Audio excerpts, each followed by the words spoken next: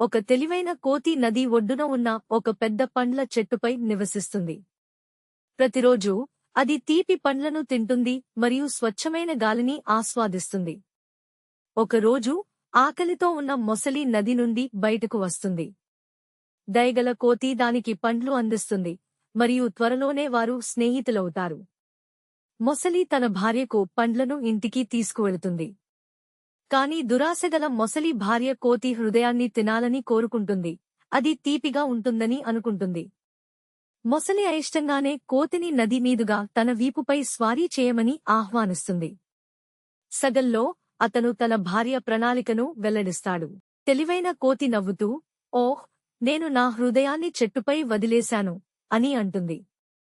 తెలివి తక్కువ మొసలి తిరిగి ఈదుతుంది మరియు కోతి త్వరగా సురక్షితంగా ఎక్కుతుంది. అప్పటినుండి కోతి జాగ్రత్తగా ఉండటం నేర్చుకుంటుంది మరియు దురాశ కారణంగా మొసలి మంచి స్నేహితుడిని కోల్పోతుంది.